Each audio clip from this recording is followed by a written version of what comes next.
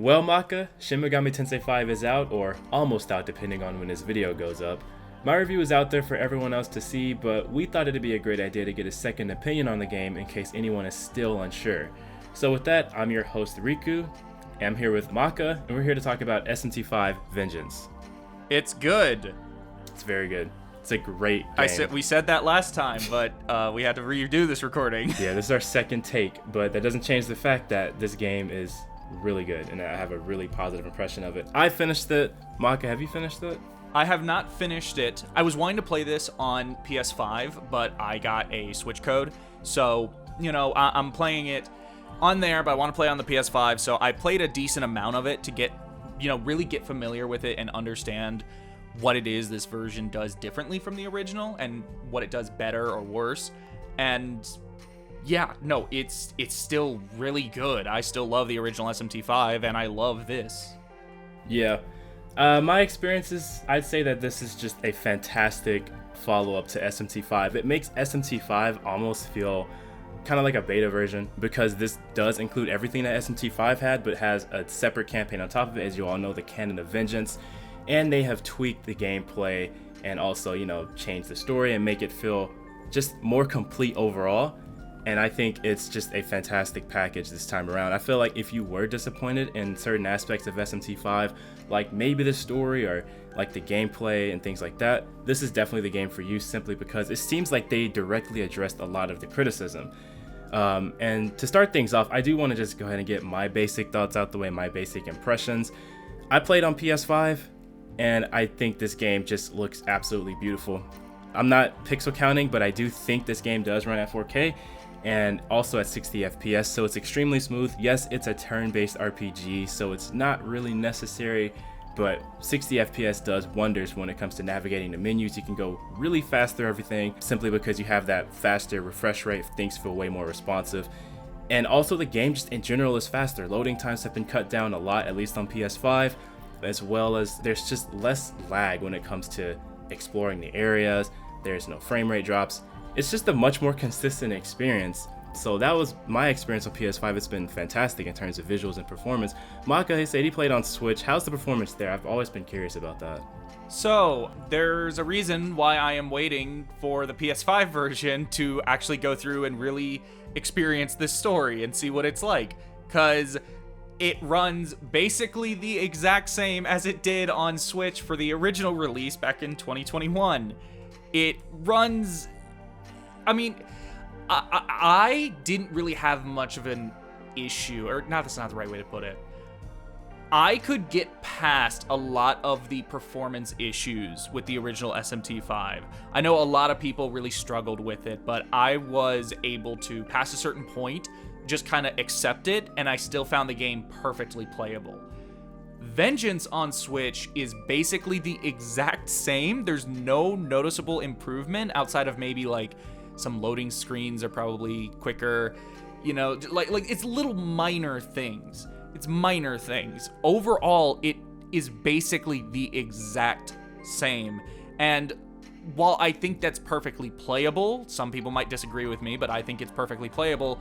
I have the opportunity to play it at a better frame rate, better performance, and I would rather do that. I would rather wait for the PS5 version to come along so I can actually feel better, I guess, make the game feel better, and like really see what it can actually do when it's not struggling to run itself.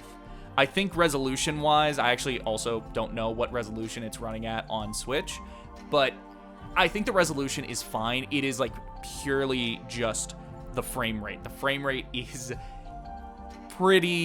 it is consistently inconsistent, I guess is the way to put it.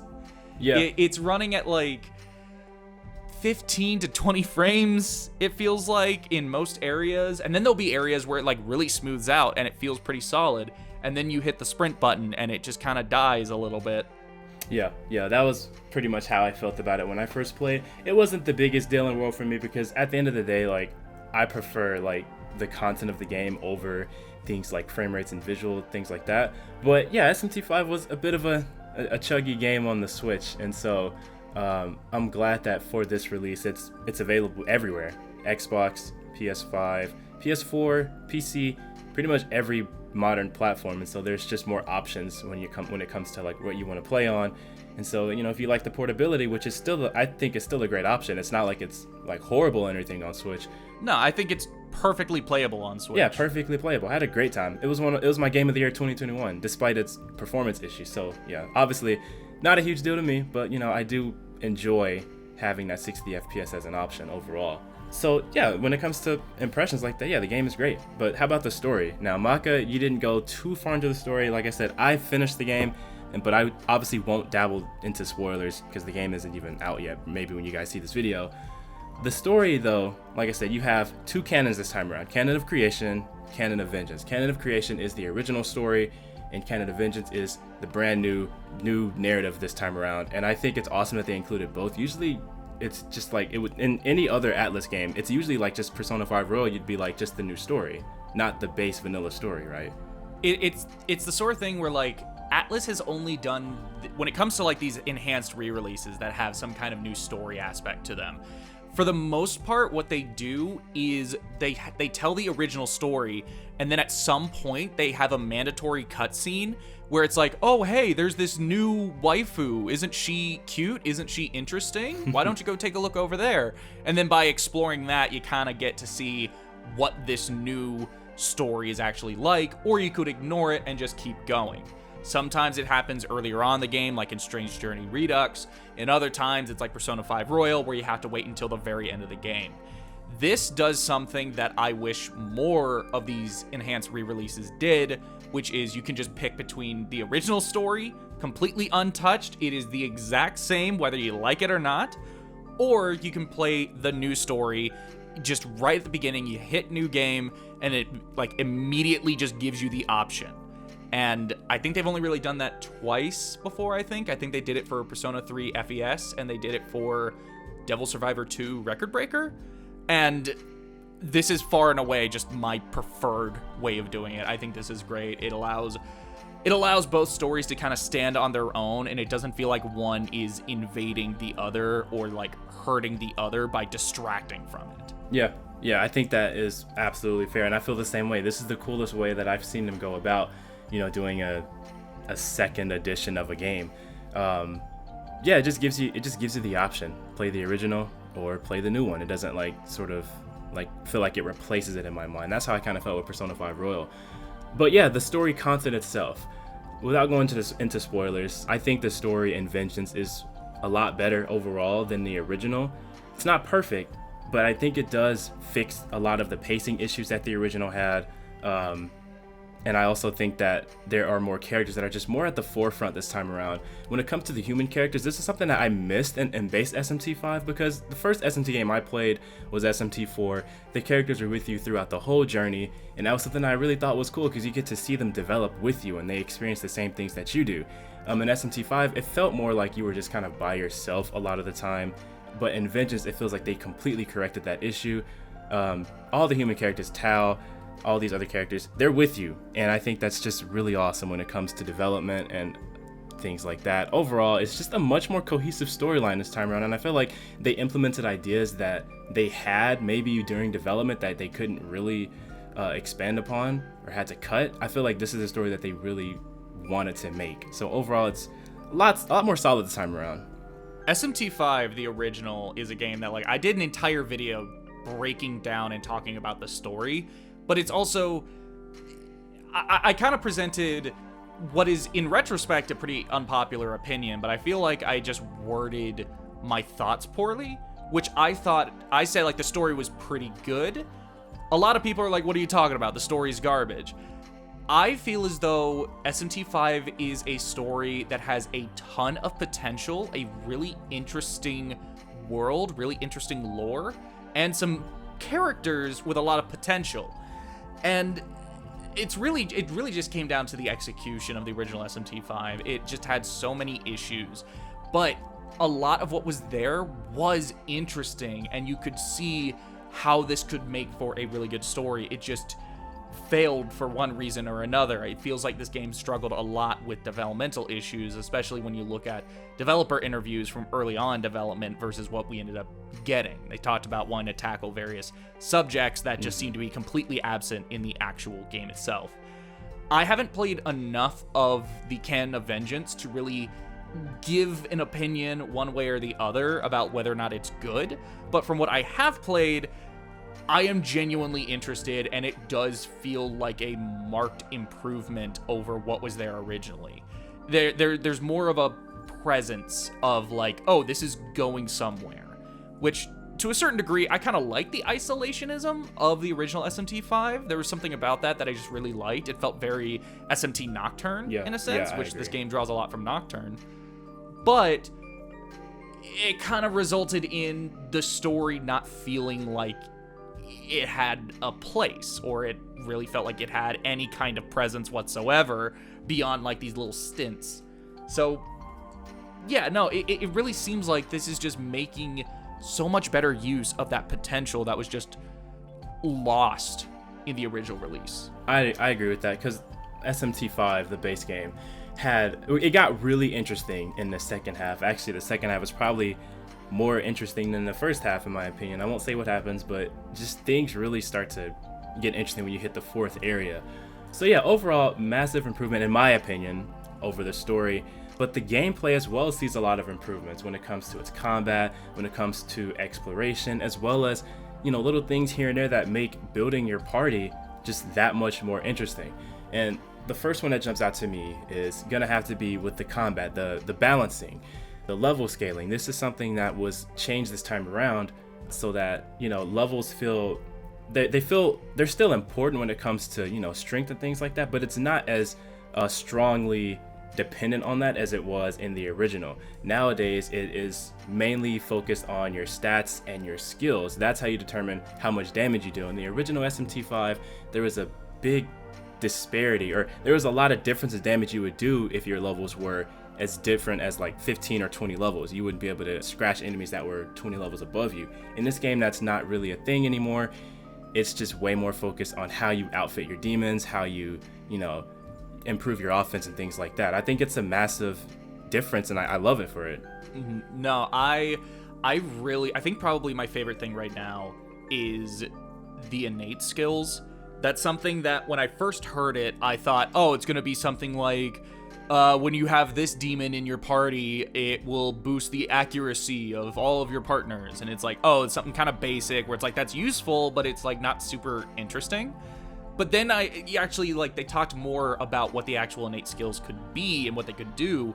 And I realized this is actually more akin to something like a playing card game. So like Yu-Gi-Oh! Or something, where depending on how you outfit your party, it can actually have pretty massive effects, whether it be something like, oh, this demon greatly enhances fire skills, but only for the demons that come after it, that play afterwards. So you would want to put them earlier on in your party layout so that all of the other demons come after it so that they could benefit from it. And it's just little things like that. It's like, this sounds so interesting. I believe there's even some demons with innate skills that are like, oh, when you swap demons in the middle of battle, then that one gets a power boost. It's stuff that's like, this is pretty uncommon, but it encourages you to try new strategies and new different options. And it's so interesting, and I really want to see what more there is to all of them. Because I think the demons are probably some of the most interesting aspects of SMT. They're my favorite part in terms of like quote unquote character. If you know what I mean, like they are really the face of the franchise. Yeah. They're really what the franchise is kind of about. I agree. Yeah.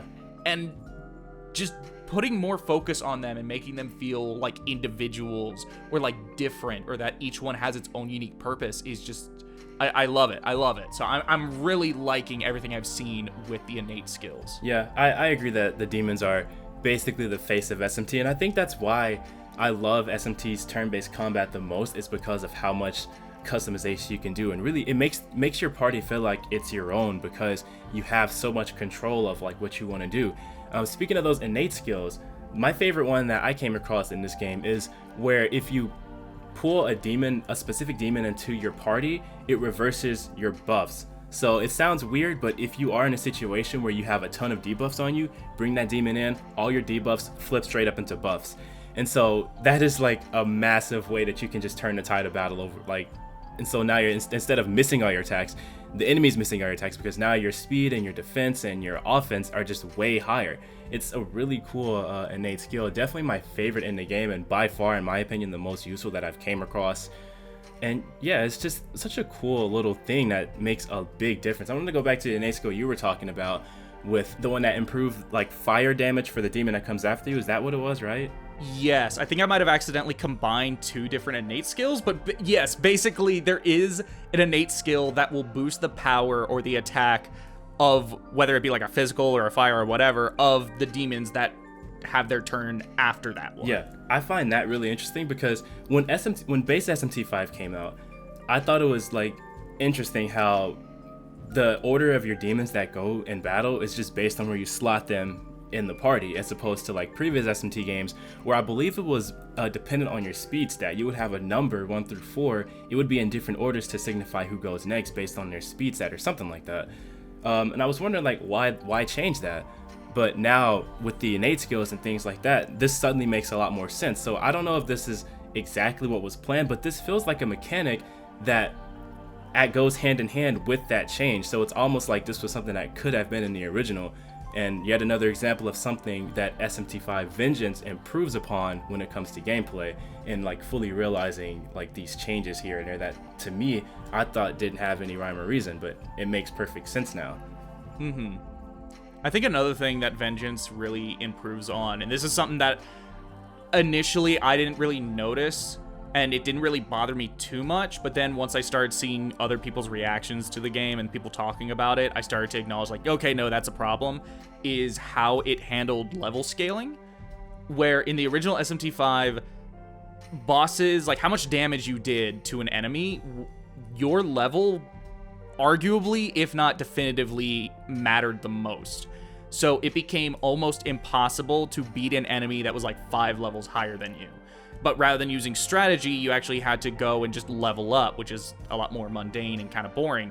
But here, they've reworked it, they rebalanced the game so that your level still matters, of course, but you're actually able to beat higher level enemies purely through strategy and like good party composition, as opposed to just, are you the right level or not? And that is just straight up like a massive improvement. And honestly, it even kind of made some fights feel different this time around. Where like when I was fighting the Hydra, the very first boss you fight in the game, when I was fighting that, it just felt different than the first time I fought it all the way back, 3 years ago. It was still the exact same fight. It's not like it was brand new, but there was something about it that's like, I feel like I'm having a different experience with this, even though it's so familiar. Yeah, no, that was my experience too.